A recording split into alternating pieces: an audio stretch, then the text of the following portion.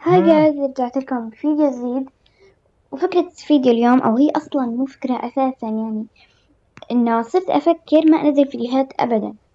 يعني أبدا، خلاص مثلا أحزل في القناة، أو إنه ما أعود أنزل فيديوهات عليها. يعني السبب إنه الداعمين اختفوا من القناة، يعني تقريبا من أكثر من شهر، وعدد المشتركين وقف كمان أكثر من شهر.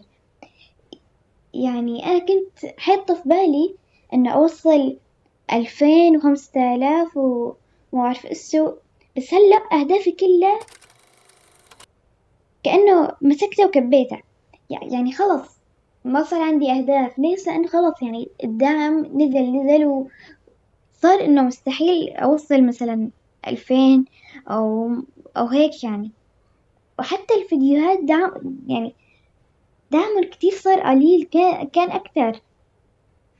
وخصوصا لما بطالع وجهي بالفيديو، يعني بيجيب الفيديو دعم كتير قليل. إذا ما طلعت وجهي بالفيديو ممكن يجيب دعم شوي.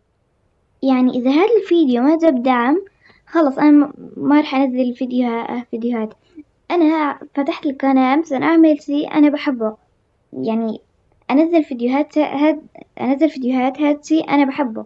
بس الشيء اللي ما بحبه إنه ما يكون عندي داعمين، أو الداعمين من القناة يروحوا مثل ما هلأ صار. يعني كان في عندي ناس بطلبوا مثلا أعمل فيديوهات أو هيك، يعني كان بيجيني أفكار. بس هلا ما بقى يجيني أفكار كمان، يعني لأنه اختفوا هدول الداعمين اللي كانوا في قناتي، أو الأشخاص اللي كانوا بيطلبوا. هلأ لو جاني تعليق واحد أنا بفرح لو جاني تعليق واحد بس.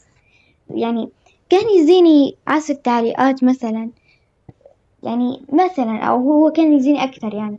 بس هلأ إذا جاني تعليق واحد بطير من الفرحة. إذا هذا الفيديو ما جاب كتير دعم، خلص يمكن أعتذر وما أنزل فيديوهات. حتى عندي قناة تانية الدعم فيها أسوأ بكتير.